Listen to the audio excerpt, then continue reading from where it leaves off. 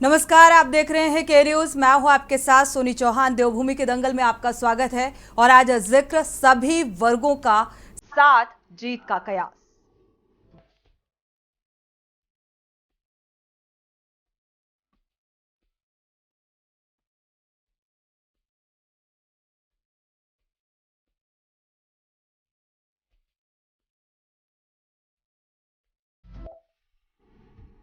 रुक करते हैं देवभूमि के दंगल का। उत्तराखंड में लोकसभा चुनाव से पहले बीजेपी ने तमाम वर्गों के मतदाताओं को साधने की तैयारी शुरू कर दी है और इसी के तहत प्रदेश में अनुसूचित जाति व अनुसूचित जनजाति के मतों को साधने की रणनीति बनाने के लिए बीजेपी गढ़वाल और कुमाऊं मंडल में दो सम्मेलन किए जाएंगे और इसके लिए पार्टी ने पदाधिकारियों को जिम्मेदारी भी सौंप दी है और इन सम्मेलनों में SC व ST वर्ग से जुड़े सांसद, विधायक, जनप्रतिनिधि और पार्टी पदाधिकारी भी शामिल होंगे।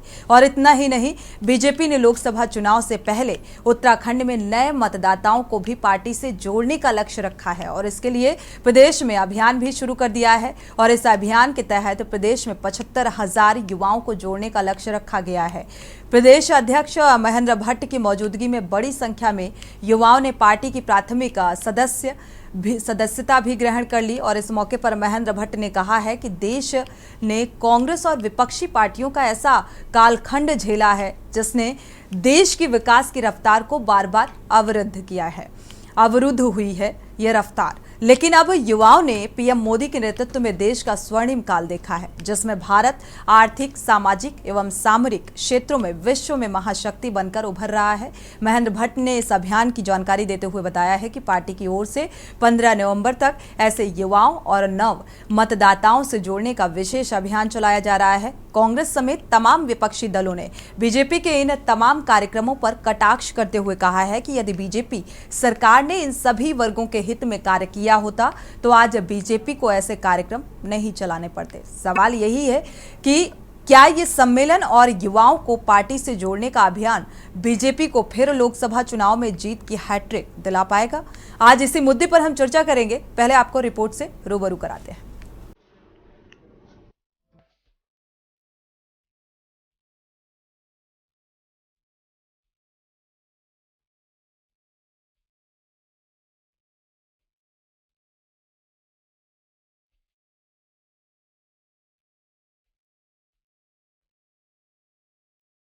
उत्तराखंड में अगले साल होने वाले लोकसभा चुनाव के लिए अब 6 माह से भी कम का समय रह गया है। इसको देखते हुए सभी राजनीतिक दलों ने अपनी अपनी तैयारी तेज कर दी है। सत्ताधारी दल यानी कि बीजेपी इन सभी तैयारियों में काफी आगे है।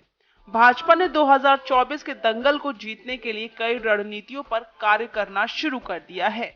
इसी के तहत प्रदेश में अनुसूचित जाति व अनुसूचित जनजाति के मतों को साधने की रणनीति बनाने के लिए भाजपा गढ़वाल और कुमाऊं मंडल में दो सम्मेलन किए जाएंगे।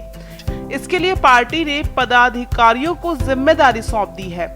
इन सम्मेलनों में SC व ST वर्ग से जुड़े सांसद, विधायक, जनप्रतिनिधि व पार्टी पदाधिकारी शामिल होंगे। वहीं प्रदेश अध्यक्ष के निर्देश पर प्रदेश महामंत्री आदित्य कोठारी ने गढ़वाल और कुमाऊं संभाग में पदाधिकारियों को जिम्मेदारी सौंप दी है, जिसके तहत 20 नवंबर को विकास नगर और 22 नवंबर को नानकमत्ता में अनुसूचित जनजाति जनप्रतिनिधि सम्मेलन कराया जाएगा।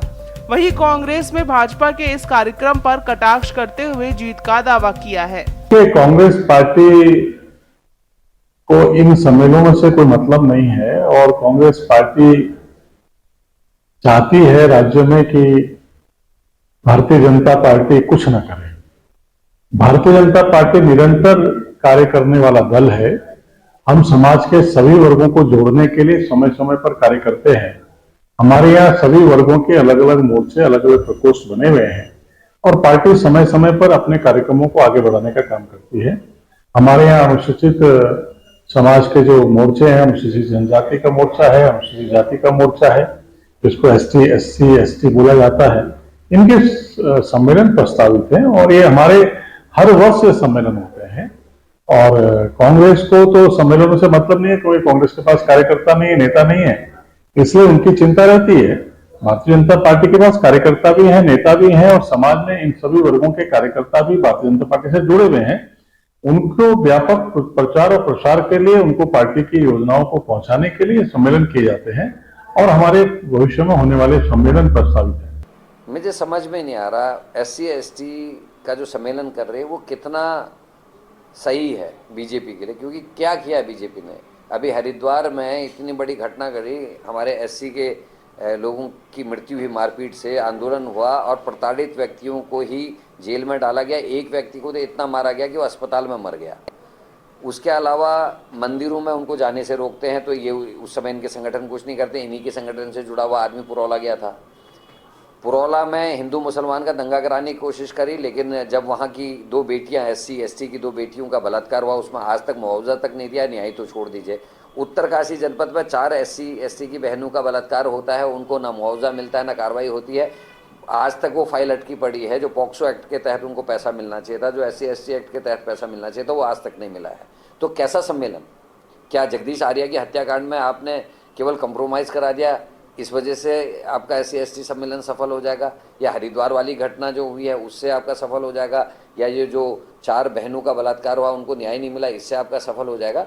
बीजेपी केवल और केवल वोट बैंक की राजनीति करती है। उनका लोगों के सरोकारों से कोई लेना देना नहीं है और SC सम्मेलन केवल ढकोसला मात्र है। आपको बता दें कि राज्य में कल मतदाताओं की संख्या 81,83,501 है। इनमें 42 लाख से ज्यादा पुरुष जबकि 39,25,000 से ज्यादा महिला मतदाता हैं। इन सभी मतदाताओं को साधने की कोशिश में तमाम राजनीतिक दल लगे हुए हैं। वहीं भाजपा ने लोकसभा चुनाव से पहले उत्तराखंड में नए मतदाताओं को भी पार्टी से जोड़ने का लक्ष्य रखा है, जिसके लिए प्रदेश में अभियान भी शुरू कर दिया है। इस अभियान के तहत प्रदेश में 75,000 युवाओं को जोड़ने का लक्ष्य रखा गया है। वहीं प्रदेश अध्यक्ष महेंद्र भट्ट की मौजूदगी में बड़ी संख्या में युवाओं ने पार्टी की प्राथमिक सदस्यता भी ग्रहण की है। इस मौके पर महेंद्र भट्ट ने बताया कि पार्टी की ओर से 15 नवंबर तक ऐसे युवाओं और नव मतदाताओं से जोड़ने का विशेष अभियान चलाया जा रहा है।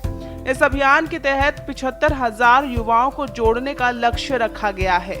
वहीं कांग्रेस ने भाजपा के इन तमाम कार्यक्रमों पर कटाक्ष करते हुए कहा कि यदि भाजपा सरकार ने इन सभी वर्गों के हित में कोई कार्य किया होता तो आज भाजपा को ऐसे कार्यक्रम नहीं चलाने पड़ते।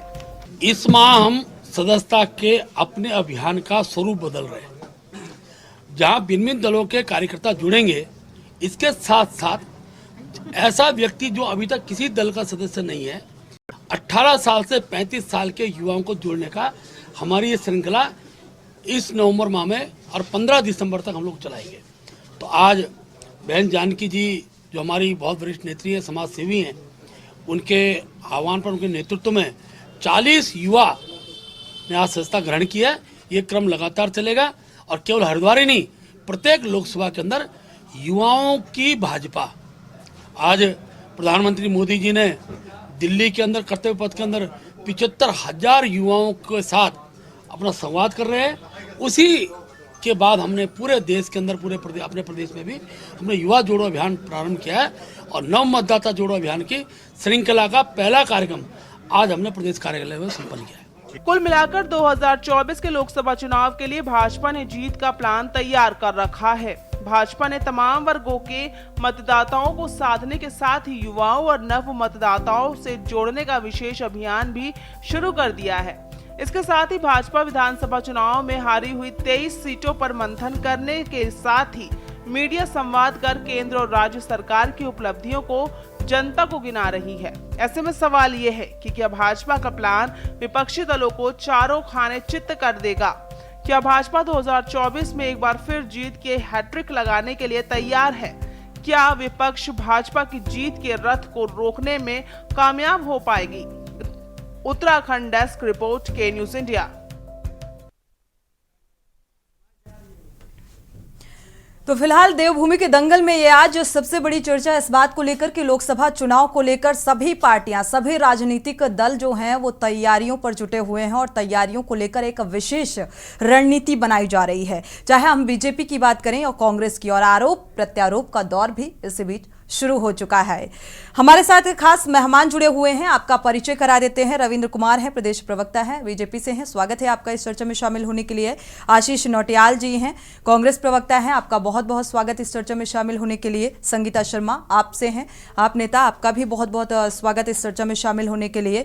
यूकेडी से पंकज पैन्यूली हैं, आपका भी बहुत बहुत स्वागत। सुभाष झा, वरिष्ठ पत्रकार, आपका भी बहुत बहुत स्वागत इस चर्चा में जुड़ने के लिए।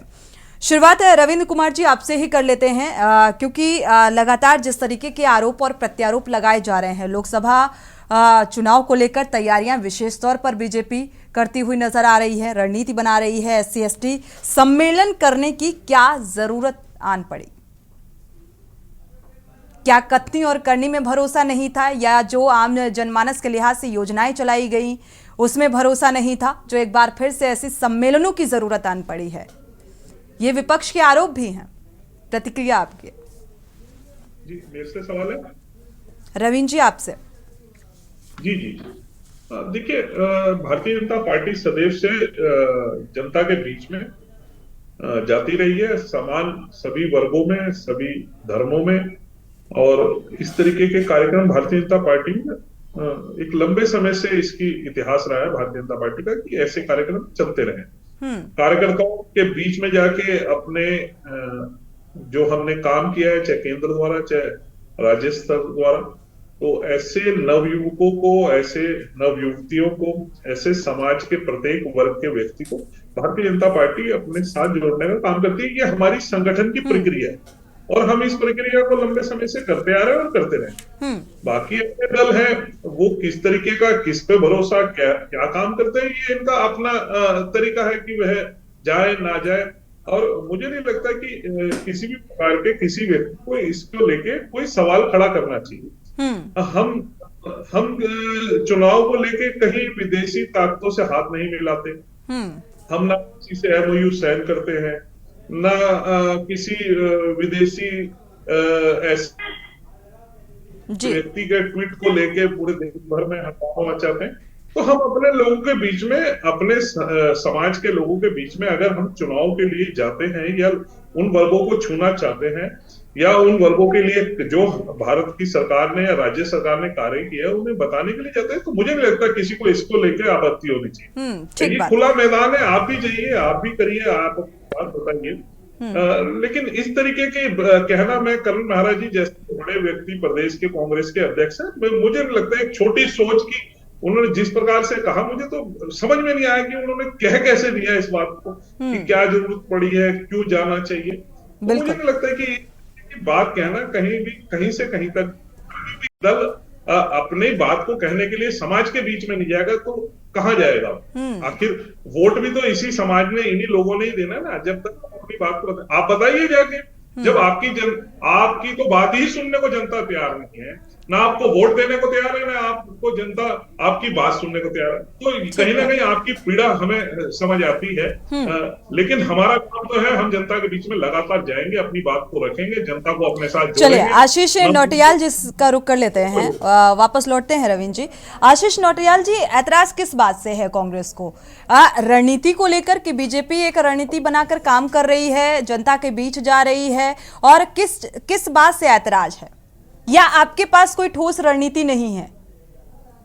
देखिए मैडम, 2 बार सरकार क्या बना ली इन लोगों ने, घमंड इनका 7वें आसमान में पहुंच गया। ये सोचते हैं अब हम ही रह गए और कोई है ही नहीं। रविंद्र भाई भूल गए आप, हम लोग कब से थे और कब तक हैं और कब रहेंगे हम ही, क्योंकि आप लोगों को चलाना ही नहीं आता, आप लोगों को देश चलाना नहीं आता, आप लोग झूठे लोग हैं, आप झूठ बोल के राजनीति करते हैं। आप देखिए मैडम, कांग्रेस ने कुछ टाइम पहले घोषणा करी कि हम जो है गिनती करेंगे, अल्पसंख्यक सबकी गिनती करेंगे, और ये विरोध में यही लोग खड़े थे। कुछ हफ्ते पहले की डिबेट निकाले तो रविंद्र भाई और हमारे भाई सब भाजपा के प्रवक्ता साथ में खड़े थे और बोल रहे थे नहीं ये तो बहुत गलत हो रहा है, गिनती हो क्यों रही है, क्यों बांट रहे हैं, ये सब कुछ बोलने की काम कर रहे थे। फिर इनको पता लगा कि यार ये तो वोट बैंक सारा इनकी तरफ ही जा रहा है, अब हम क्या करें, क्योंकि अब तो राम मंदिर का भी टेंशन खत्म हो गई, अब तो आप वो चिंता भी मत करो, उस नाम पे भी आपको वोट मिलेगा। बहुत राम की राजनीति कर ली आप लोगों ने। तो अब ये लोग घबरा गए, इन्होंने अब करें क्या, क्योंकि राम मंदिर के नाम पे वोट मिल नहीं रहा है, और इस तरीके का वोट जो हमने जो तानाशाही रवैया अपना रखा है, और गिनती करेंगे तो गिनती में सब निकल के आ जाएगा, फिर ये उन सबके लिए काम करेंगे, सबके लिए मिलके सबको आगे बढ़ाएंगे। और इनको तो चाहिए अनपढ़ रहेगा इंडिया तभी बढ़ेगा इंडिया, इनका तो नारा है। ये तो चाहते हैं कोई पढ़ाई लिखाई भी ना करे, इनको जो है आरएसएस कैंप में डाल दिया जाए शुरू में बच्चों से ही, और उसका दिमाग पूरा वॉश कर दिया जाए। जो है भारतीय जनता पार्टी है, बाकी तो कोई है ही नहीं देश में। हमारी तरह सोच तो रखते ही नहीं है कि राजीव गांधी नवोदय विद्यालय बना दे। हम लोगों ने क्या करा, नवोदय विद्यालय बनाए, पढ़ लिख के बच्चा बड़े बड़े साइंटिस्ट बन रहे हैं, बड़े अच्छे लेवल में जा रहे हैं। नवोदय विद्यालय मारामारी हो रही है, एडमिशन नहीं मिल पा रहे हैं। और इन्होंने क्या करा, आरएसएस के सरस्वती शिशु मंदिर बना दिए। बीजेपी तो कह रही है आप कुछ करते ही नहीं है आम जनता के लिहाज से, उनकी सुख सुविधाओं से वंचित हैं आप लोग, विदेशी ताकतों से हाथ मिलाने में मशगूल नजर आते हैं। जनता इनके बहकावे में बिल्कुल नहीं आने वाली। जनता निश्चित ये देखेगी शिक्षा के लिए कांग्रेस ने क्या किया और शिक्षा के लिए इन्होंने क्या किया। सो आज आप देखिए ना, एक एम्स क्या बना हमारा ऋषिकेश में, ऐसी घपलेबाजी मचा दी इन्होंने एम्स के अंदर। कहते हैं हमने एम्स बनाया, अरे पूरा घपले का अड्डा बना के रख दिया एम्स को। मशीनें खरीद रहे हैं, वहां घोटाले हो जा रहे हैं। आप स्टाफ भर्ती कर रहे हैं, वहां घोटाले कर दे रहे हैं। अरे महा घोटाले का कैंप बना के रख दिया आपने हमारे एम्स को। आप कहते हैं हमने एम्स, अरे एम्स का नाम किसने रखा है? एम्स तो हमने ही तो बनाया एम्स। आपने तो एक नाम बनाया, उसके ऊपर घोटाले की सारी पूरी आपने सारा सब कुछ अपना लग गए कि ले इसके सिस्टर को लगा दो, इसकी बहन को लगा दो, इसके भाई को लगा दो, सब आपने अपने भाई भतीजावाद शुरू कर दिया। क्या इसी लिहाज से ये जो प्लान है, जो रणनीति है बीजेपी की, इसीलिए नए मतदाताओं को रिझाने के लिए सम्मेलनों का आयोजन कर रही है? देखिए मैडम, इनका काम है कांग्रेस के पीछे पीछे चलना। कांग्रेस ने क्या किया ये देख लेते हैं, और जब देखते हैं कांग्रेस ने जो कर दिया उससे कांग्रेस को कांग्रेस ने इतना अच्छा किया था तो उसे सत्ता पे रहना चाहिए था। अरे मैडम, जिंदगी भर किसी एक का राज रहा? आता है समय मैडम, ऐसा थोड़ी होता है। वक्त बदलता है, दुनिया बदलती है, जुमलेबाजी चलती है, जुमलेबाज आते हैं, जुमलेबाजी करते हैं और जुमलेबाजी करके चले जाते हैं। जनता को पता लग जाता है ये तो जुमलेबाज था, ये तो महाठग था जो आया देश में। 10 साल से आपकी ठगी देख रही है जनता, कब तक नहीं समझेगी? आप देखिए किस तरह से तानाशाही तरीका अपना रहे हैं लोग। एक बच्चा मैडम होता है मैडम, क्लास में हेल्थी कंपटीशन करके और फर्स्ट आने का काम करता है, अपने जो विरोधी होते हैं उनको हराने का काम करता है। पर ये झूठे और मक्कार लोग ये देखते हैं राजनीति में कौन आगे बढ़ रहा है, इसके पीछे ईडी सीबीआई लगाओ और उसको खत्म कर दो क्योंकि हम पास हो जाएंगे। अरे पास नहीं हो रहे हैं आप लोग, आप फेल हो रहे हैं जिस तरह आप काम कर रहे हैं। आपने जिस तरह से अब चुनाव के टाइम पे, अब आप देखिए अरविंद केजरीवाल जी के पीछे पड़ गए। अरे आपको अभी याद आया 10 साल में? ईडी और सीबीआई का जिक्र तो संगीता शर्मा जी बेहतर तरीके से कर पाएंगे मुझे लगता है। सभी जाति वर्गों को साधने की कोशिश हर एक राजनीतिक दल की नजर आ रही है, और इसी को लेकर देवभूमि के दंगल में हम चर्चा कर रहे हैं। खास मेहमान लगातार हमारे साथ जुड़े हुए हैं। संगीता शर्मा जी का रुख कर लेते हैं, आप प्रवक्ता हैं। संगीता जी, जो बीजेपी की रणनीति यहाँ पर नजर आ रही है, जो तैयारी नजर आ रही है, या जिस सम्मेलन के जरिए एक विशेष वर्ग को साधने की कोशिश की जा रही है, इसको लेकर आपकी टिप्पणी? सोनी जी, देखिए जिस तरह से बात हो रही है कि विशेष वर्गों के पास जाएंगे, ये उनका अपना कार्यक्रम है, वो जिस तरह से भी करें। लेकिन सोनी जी, सवाल ये उठता है कि आज तक इन वर्गों के लिए उत्तराखंड में किया क्या? कौन सी इतनी योजनाएं लेकर के आए? इस वर्ग को आगे बढ़ाने के लिए क्या किया गया? आप देखिए, अभी जातीय जनगणना की बात हुई तो यही उसका विरोध भी कर रहे थे। जब बात आई कि भाई अभी निकाय चुनाव कराने हैं तो अभी तक ओबीसी सर्वे ये नहीं करा पाए, तो आप अपने संगठन को लेकर तो जा रहे हैं क्योंकि आपको वोट चाहिए, लेकिन आप उनके लिए कर क्या रहे हैं ये आप बताने को तैयार नहीं है। आज तक 3 वर्षों का मैं आंकड़ा बताऊं तो 360 उत्पीड़न के मामले हैं एससी एसटी के, और ये रिपोर्ट सामने है। और देखिए जिस तरह से भाजपा लगातार बात करती है, सोनी जी देखिए इन्होंने उत्तराखंड में काम नहीं किया, जिसकी वजह से अब इन्हें ऐसे सम्मेलनों को करने की आवश्यकता पड़ रही है। अगर आप इस समाज के लिए बहुत काम करते तो आपको तो जाने की जरूरत नहीं थी, समाज खुद आपके पास आ जाता, खुद आपको वोट देता।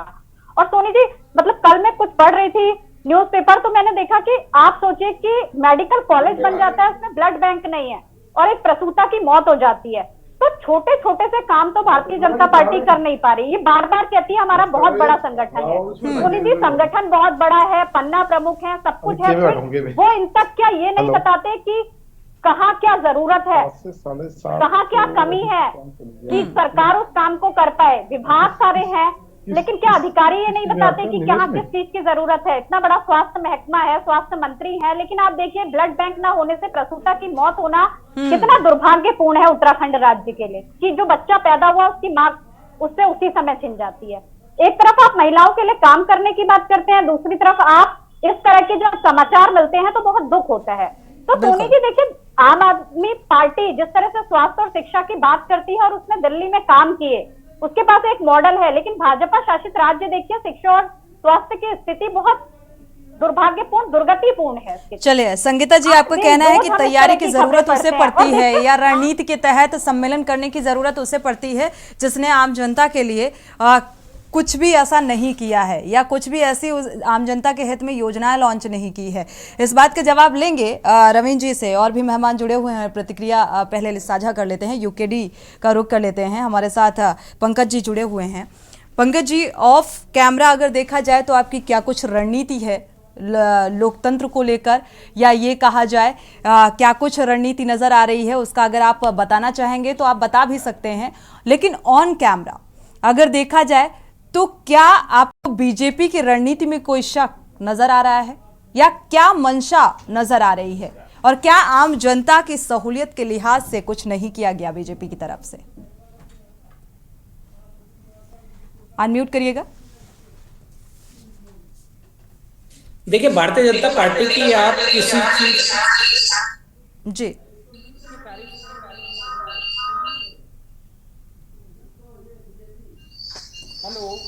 जी पंकज जी, आपकी आवाज आपको आवाज मिल पा रही है? हाँ, अब आ गई आवाज जी, कंटिन्यू।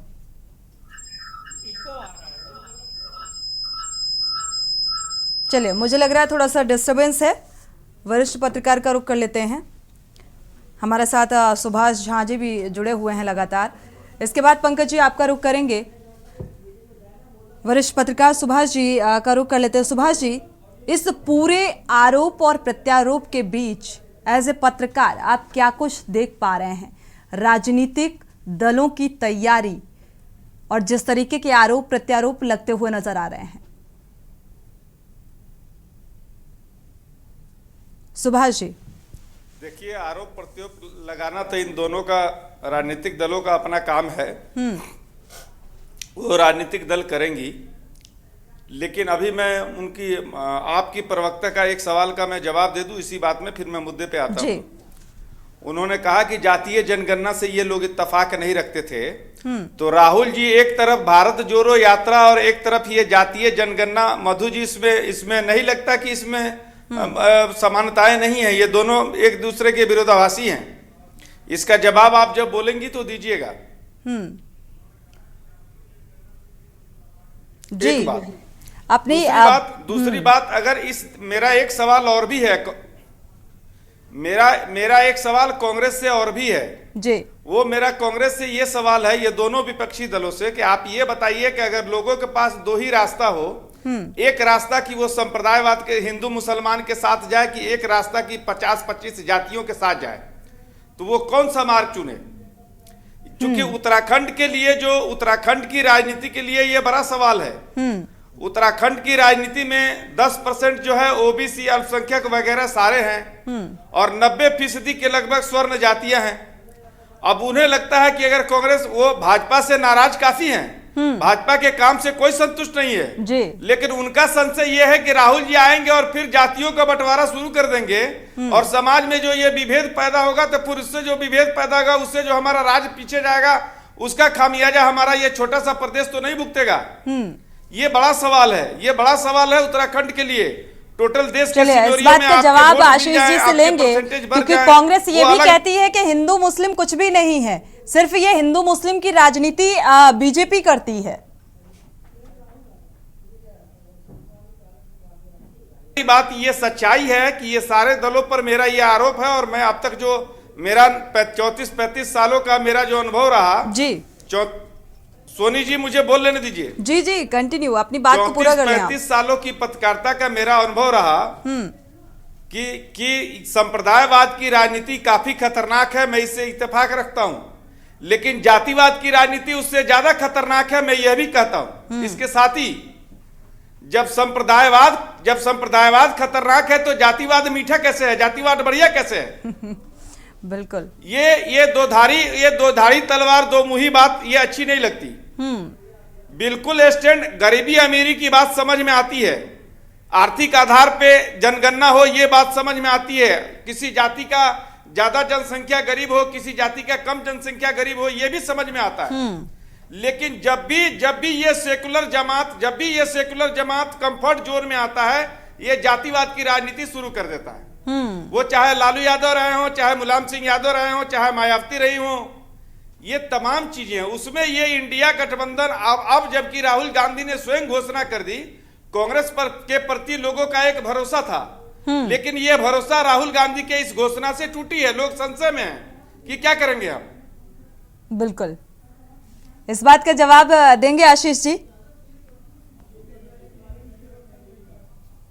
इसके बाद पंकज जी का रुख करेंगे।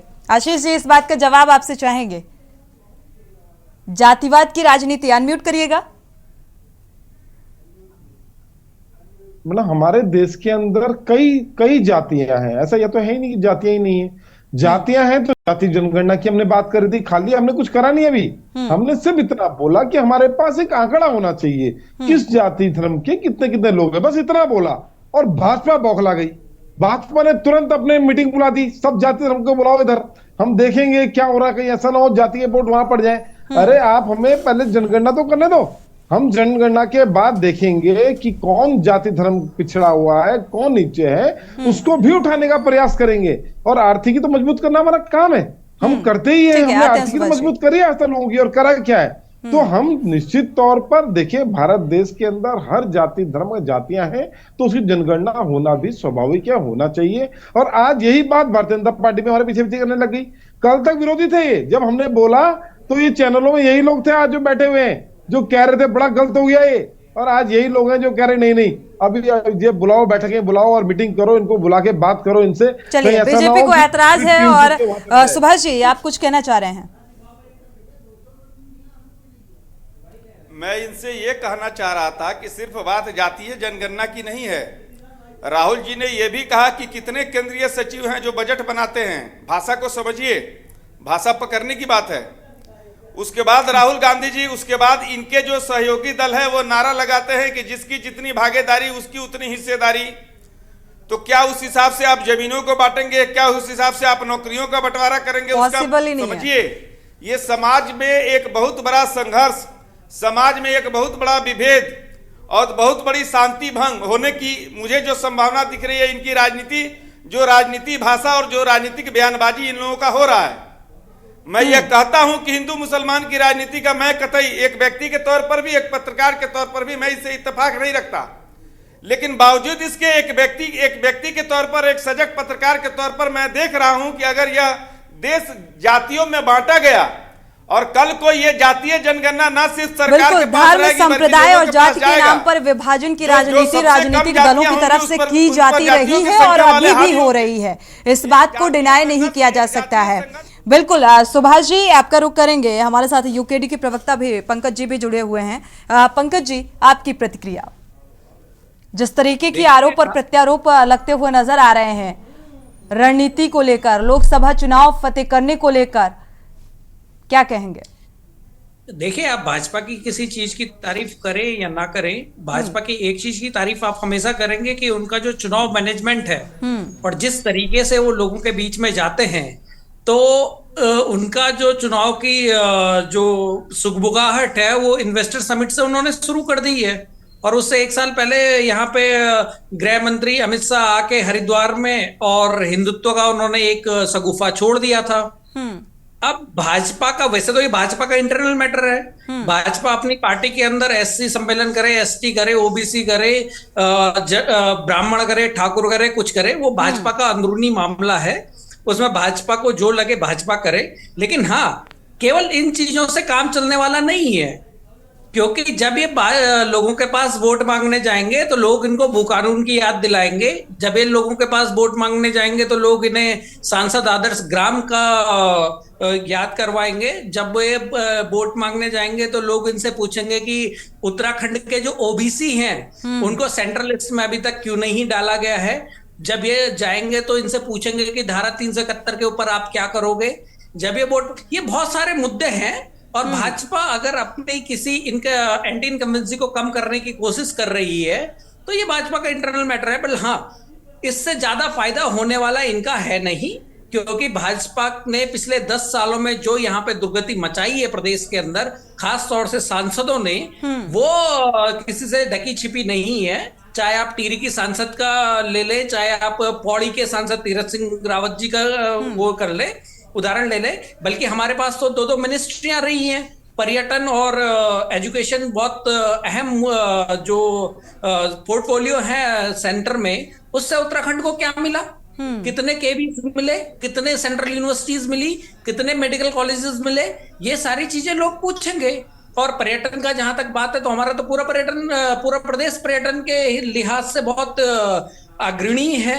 इसके लिए हमारे जो वर्तमान मंत्री हैं पर्यटन और सैनिक के, तो उनसे पूछा जाएगा कि आपने क्या करा। नैनीताल विधानसभा के अंदर आपने कितने कैंटीन खोले फौजियों के लिए, कितने, क्योंकि हमारा प्रदेश हमेशा फौजियों को ज्यादा, हमारे प्रदेश इन सब बिंदुओं के जवाब होंगे आपके पास। क्या लगता है ये जो प्रयास है ये कितना सार्थक होने वाला है? देखिए ये इनका, देखिए रविंद्र जी से हमारा सवाल है जी, आते हैं पंकज जी। रविंद्र जी से सवाल है। रविंद्र जी, इन सब बिंदुओं का जिनका जिक्र कर रहे हैं पंकज जी, कितनी तैयारी है इन सवालों के जवाब के लिए? क्या लगता है ये जो प्रयास है बीजेपी का, जो रणनीति है जिसके तहत नए मतदाताओं को अब साधने की कवायद शुरू हो गई है, सिर्फ एक ही लक्ष्य नजर आ रहा है कि लोकसभा चुनाव को कैसे फतेह किया जाए? इन सारे सवालों के जवाब हैं बीजेपी के पास?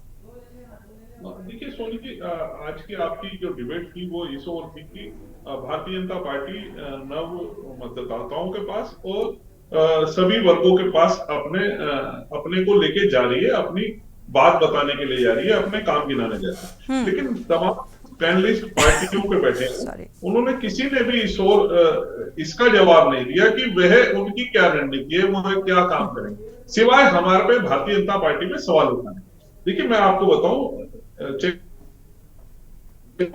चाहे ये जितनी चिंदी पार्टी है, जो 39 गठबंधन मिलके बने इंडी गठबंधन, मैं इन्हें चिंदी गठबंधन कहता हूं, तो ये चिंदी गठबंधन जितने भी हैं, ये सारे के सारे सिर्फ 3 चीजों पे खड़े हुए हैं, एक बाबर, एक फादर और एक चादर। इनकी ये सारे इनके इर्द गिर्द घूमते हैं कि वो है लोग जो आज भी इस देश को में। आशीष जी ने पहले ही कह दिया कि बीजेपी हमें कॉपी कर रही है और उसी नक्शे कदम पर चल रही है। आप चिंदी गठबंधन बोल रहे हैं। मैं बता रहा हूं ना, देखिए आज भी ऐसे लोग हमारे देश में जो बाबर को महान मानते हैं और वीर सावरकर को कहीं ना कहीं गाली देते हैं। आज भी ऐसी पार्टियां हैं, चाहे कांग्रेस हो, राहुल गांधी जी, राजीव गांधी, इंदिरा गांधी। आप आगे कब बढ़ोगे रविंदर भाई? इस इतिहास से आगे कब निकलोगे? कब देश के बारे में सोचोगे? कब गरीबी के बारे में सोचोगे? ये सब बाबर हुमायूं में घूमते रहोगे क्या? कहाँ जा रहे हो रविंदर भाई, कहाँ जा रहे हो आप? आप चुनाव को किस मोड़ पे लड़ना चाहते हैं? हम क्या, आप लड़ रहे हो मोड़ में, गलत मोड़ में आप जा रहे हो। आप देख रहे हो कांग्रेस कहाँ जा रही है, उसके पीछे से निकल। रविंद्र जी, अब नहीं है पानी होने वाली आपकी। आपने इस बात का जवाब नहीं दिया जो सवाल अभी पंकज जी ने उठाए, तमाम ऐसे मुद्दों को लेकर कि जनता सवाल पूछेगी, उन सवालों के जवाब के लिए आपकी क्या तैयारी है? देखिए, जनता ने सवाल हमारे से बागेश्वर में भी पूछा था, जनता ने जवाब दिया, और जनता ने हमारे से कुछ दिन पहले अभी हरिद्वार जिला पंचायत के चुनाव में भी किया था, जनता ने ही जवाब दिया। और जनता ने 2022 में दोबारा से सवाल किया था और जनता ने ही जवाब दिया। देखिए, जनता को कहीं ना कहीं भारतीय जनता पार्टी का विकास पसंद आ चुका है। फिलहाल मुझे नहीं लगता कि भारतीय जनता पार्टी को कहीं से लेके कहीं तक कोई खतरा है। तीसरी बार भी भारतीय जनता पार्टी सरकार दोबारा केंद्र में बनाने जा रही है। और मैं उत्तराखंड के चुनाव 2000 वोट से जीत के आप खुश हो रहे हैं? 5 लोकसभा हम दोबारा से प्रचंड बहुमत के साथ जीतेंगे। हमारी योजना रचना, हमारी संगठन का काम। चलिए, अच्छी बात है, कॉन्फिडेंस अच्छी बात है, लेकिन ओवर कॉन्फिडेंस अच्छी बात नहीं होती। रविंद्र जी, अच्छी बात है, वो समय आने पर रिजल्ट जब सामने आएगा तो पता चलेगा किसकी जीत होती है और किसकी हार होती है। हम उस पर भी चर्चा करेंगे। आशीष जी, आपकी क्या कुछ तैयारी है लोकसभा चुनाव को लेकर? अपने आप को कहाँ देखते हैं? हम तो अपने आप को पूरी जीत की ओर देखते हैं। इंडिया गठबंधन की सरकार बनेगी और निश्चित ही इस देश को इस तानाशाह सरकार से निजात मिलेगी। इस चीज के लिए हम सोचते हैं और ऐसा होना भी चाहिए। अन्यथा बहुत देश के अंदर बहुत बुरा समय आने वाला है। अगर ये लोग गलती से भी आ गए तो मैडम देख लीजिए, अब ये सिलेंडर 3,000 4,000 का हो जाएगा और आम आदमी भरा नहीं पाएगा। ये मत समझो अगर हम सक्षम है गैस सिलेंडर लेने में तो हर आदमी सक्षम है, ये मत समझे रविंद्र भाई। बहुत गरीबी है, आज भी 5-5 10,000 की नौकरी के लिए लोग तरसते हैं। सिर्फ ये बातों में मत उलझाइए देश को। राष्ट्र क्या करा आपने राष्ट्र के लिए? आपने राष्ट्र के लिए कुछ नहीं करा रविंद्र भाई, सिर्फ अपना प्रचार करने के अलावा आपने कुछ नहीं किया। आज भी चाइना के साथ हमारा विवाद खड़ा है और हमारे जो रक्षा मंत्री राजनाथ सिंह जी ने अभी परसों बोला, अगर स्थिति कुछ सही हो तो हम बातचीत करें, नहीं तो हम बात कैसे कर रहे हैं। आज भी पाकिस्तान के साथ हमारा विवाद वैसे ही उलझा हुआ है। आप कहते हैं अगर पाकिस्तान कुछ यहाँ आतंकवादी भेजना बंद करे तो हम कुछ चर्चा करें। आज हमारा नेपाल बच्चा देश जो हमारे सामने कुछ नहीं था, वो हमारे पत्थर मारने का काम कर रहा है। आप राष्ट्र की नीतियों में, आप विदेशी नीति में पूरी तरह से फेल है। देश की अगर आप बात करते हैं, देश के अंदर मैडम इन लोगों ने जनता को ठगा है। देखिए मैडम, जवाब जनता ही देगी।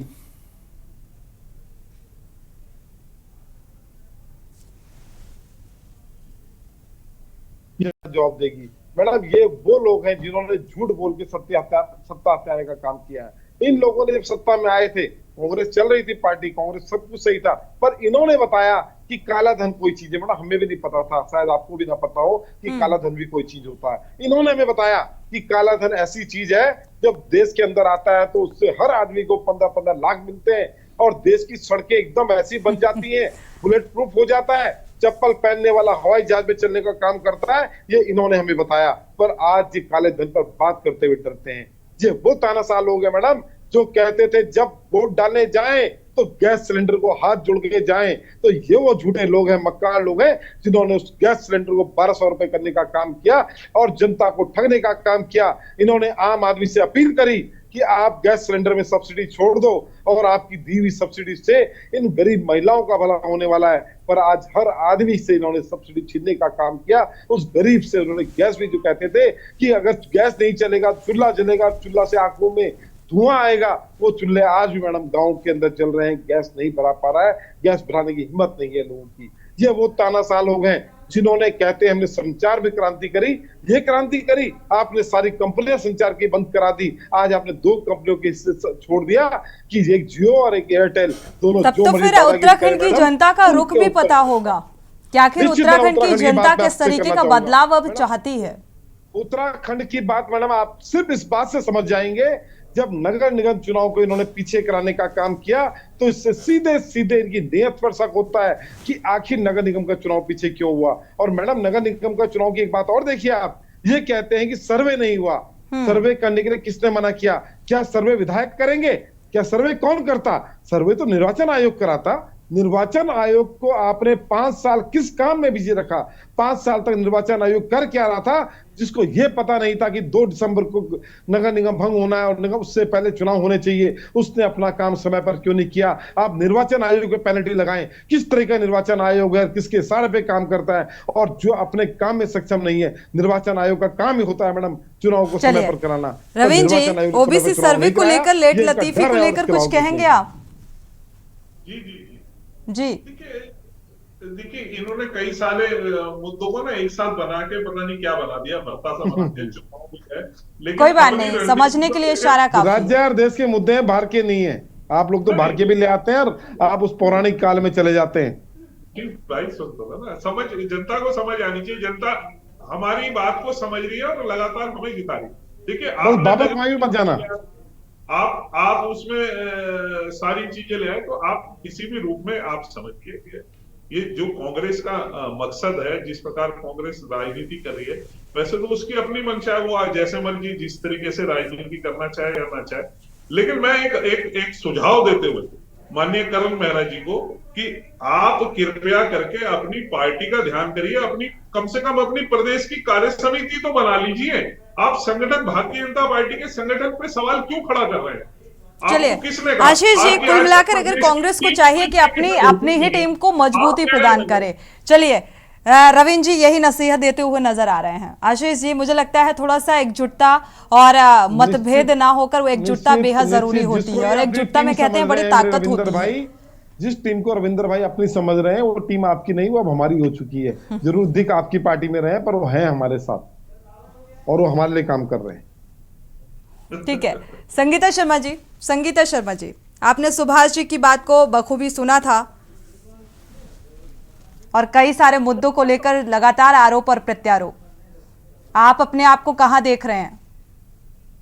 सोनी जी देखिए, मैं सुभाष जी की बात से बिल्कुल सहमत हूँ। जो उन्होंने कहा कि जातिवाद की राजनीति और सांप्रदायिकता की राजनीति जो है वो देश के लिए एक जहर के समान है। और देखिए, हम तो सर्वधर्म संभाव के देश में है, लेकिन देखिए जातीय जनगणना का मतलब ये नहीं कि बंटवारा हो रहा है। उस जनगणना का मतलब ये है कि हर वर्ग का पता चलना चाहिए कि कौन लोग किस स्तर पे हैं। और देखिए, आम आदमी पार्टी तो हमेशा से आर्थिक स्थिति पर ही ज्यादा जोर देती है। आप देखिए, हम स्कूल की बात करते हैं, सरकारी स्कूलों को अच्छा बनाएंगे तो सोनी जी वहां कौन पढ़ाएगा? जब स्कूल अच्छे होंगे तो एक गरीब से लेकर के अमीर तक वहां अपने बच्चों को भेजने की हिम्मत करेगा। हम जब स्वास्थ्य की बात करते हैं तो अच्छे स्कूलों की, मोहल्ला क्लिनिक की बात करते हैं तो वहां देखिए गरीब भी जाएगा, जिसके पास पैसे नहीं है और जिसके पास है वहां अच्छा इलाज मिल रहा है वो भी जाएगा। तो हम तो हमेशा आर्थिक स्थिति को सुधारने की बात करते हैं। हम फ्री बिजली की बात करते हैं तो देखिए बिजली उनको देते हैं जो 300 यूनिट जलाते हैं और नहीं जला पा रहे, उनके लिए बात करते हैं। तो देखिए, हम फ्री पानी की बात करते हैं। हम तो हमेशा कहते हैं कि जीवन स्तर जो है उसको उच्च कैसे बनाया जाए। एक सामान्य व्यक्ति का जो मूलभूत सुविधाएं हैं वो टैक्स देता है, उसके बदले में उसको बेहतर सुविधाएं किस तरह से मुहैया कराई जाए। चलिए, तो फाइनल कमेंट सुभाष जी का ले लेते हैं क्योंकि समय कम है, समय इजाजत नहीं देता कि चर्चा को आगे बढ़ाएं। सुभाष जी, आने वाले समय में या देखा जाए जिस तरीके से राजनीति का जो प्रयास होते हुए नजर आ रहे हैं पक्ष और विपक्ष के सभी पार्टियों के, क्या कुछ नजर आ रहा है? सुभाष जी, सर्वप्रथम लोग काफी गुस्से में हैं भाजपा से। भाजपा ने लोगों को जो कहा वो नहीं किया, लेकिन यह गुस्सा जो भारत जोड़ो यात्रा में दिखा था वो राहुल जी और कांग्रेस के ये जातीय जनगणना वाले बयान से संगीता जी ने कहा कि सिर्फ हम जातीय जनगणना करा रहे हैं, जातियों का ये आर्थिक जनगणना नहीं करा रही है। बिल्कुल, जातियों की जनगणना हो रही है वोट की राजनीति के लिए, वोट की राजनीति के लिए। आर्थिक जनगणना होता तो फिर ये सवाल मेरा नहीं उठता किस जाति वर्ग में कितने वोट हमारे हैं, कितने आपके। बिल्कुल, इस टोटल सिनेरियो में आप ये समझ लीजिए, ये टोटल सिनेरियो में आज तो मैं ऑन रिकॉर्ड बोल रहा हूँ, इस टोटल सिनेरियो में कांग्रेस के हाथ में क्या लगेगा ये तो बाद की बात है, लेकिन वो सारे लोग जो कांग्रेस के साथ थे उसमें से बहुत सारे लोग अब शाम गए हैं और जनता दोराहे पे खड़ी है कि वो क्या करे। बिल्कुल, हिंदू मुसलमान के साथ जाए या 100 जातियों के साथ जाए, कुल जुला के मुद्दा यहाँ आ गया है। अब इसमें जनता को तय करना है कोई जातिवादियों के साथ जाएगी, संप्रदायवादियों के साथ जाएगी। बिल्कुल, शुक्रिया आप सभी मेहमानों का इस चर्चा में शामिल होने के लिए। समय कम है, चर्चा को आगे नहीं बढ़ा सकते। शुक्रिया। देखा जाए तो जिस तरीके से आगामी लोकसभा चुनाव को लेकर पूरी तैयारी के साथ, चाहे पक्ष हो विपक्ष हो, कांग्रेस की बात करें या बीजेपी की, एक रणनीति के तहत काम कर रही है, लेकिन जनता भी इस बार कंफ्यूज है। जिस तरीके से राजनीतिक दलों ने उलझा कर रख दिया है और दोराहे पर खड़ा कर दिया है कि संप्रदायवाद के साथ हम जाएं या फिर जातिवाद, क्योंकि यहाँ पर जातिवाद पर भी किस तरीके की राजनीति होती नजर आ रही है, ये इसमें उलझकर अब जनता रह गई है। इसी के साथ देवभूमि के दंगल में फिलहाल बस इतना ही। आगे खबरों के लिए आप देखते रहिए के न्यूज़ इंडिया।